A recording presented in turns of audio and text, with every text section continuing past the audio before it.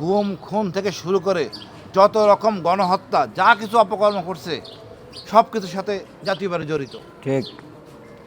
এই জাতীয় পার্টি ভারতে কথা দিয়েছে, বলা যাবে না, সে না বলা কথা আমরা শুনতে চাই। এই জাতীয় পার্টি কি করে নাই স্বীকৃতি দিয়েছে জাতীয় পার্টি, আবার সে জাতীয় পার্টি নির্বাচনে অংশগ্রহণ করতেছে। এখন যেই অবস্থায় আমরা জানতে পারি বা যেই সময় জানতে পারছি সময় খুব কম।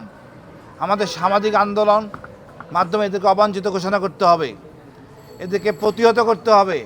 আর একটা মাত্র পথ আছে আমাদের, বিচার বিভাগ। তারা সরাসরি সমটক করে এর ব্যাখ্যা দিতে পারে ইলেকশন কমিশনের কাছে।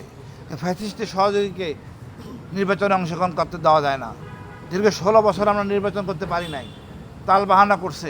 জাতীয় পার্টির সুবিধার মধ্যেই ছিল, আবারও সুবিধার মধ্যে আসতে যাচ্ছে। তাদেরকে যেখানেই পাওয়া যাবে সেখানে গণধোলাই দিতে হবে। ঠিক। এদেরকে মানে আমাদের যে মব না, চট থাপ্পড় তো মব না নাকি, এই চট থাপ্পড়ের মধ্যে রাখতে হবে।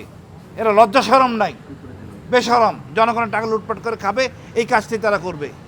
আমরা এদের থেকে মুক্তি চাই। আমরা মনে করি আপনারা সবাই আছেন ভাই, এই ফ্যাসিস্টের সহযোগীকে আমরা প্রশ্রয় দেব না। আমরা চাই ভারতের আদিমুক্ত মুক্ত বাংলাদেশ। ভারত আবার জেকে বসুক, এটা কোনোভাবে কাম্য না।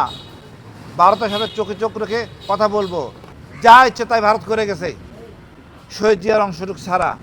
কিন্তু এই যা ডক্টর ইউনূস রাজনীতিবিদ না, তারপর যা দেখাইছেন ভারতের সাথে আমি স্যালুট। তারপর মনে করি এইখানে এসে উনি একটু হস্তক্ষেপ করবেন। জাতীয় পার্টিকে আমরা ঐক্যমত কমিশনে ডাকি নাই, কিসের জন্য নির্বাচন? এটা কুলাঙ্গারকে নির্বাচনে অংশগ্রহণ করতে দেওয়া যাবে না। আমি প্রধান বিচারপতির হস্তক্ষেপ কামনা করছি। একে আপনারা অন্তত আমাদেরকে জাতিকে মুক্তি দিন, আমরা যেন নিরবিচ্ছিন্নভাবে আমাদের নেতাকে নির্বাচন করতে পারি। এদের অনেক টাকা পয়সা, অনেক অবৈধ সম্পদ, এটা দিয়ে তারা দেখবেন যে আমাদের পার্লামেন্টে চলে আসবে। আমরা চাই না তারা আসুক। আমরা আপনাদের সহযোগিতা কামনা করি।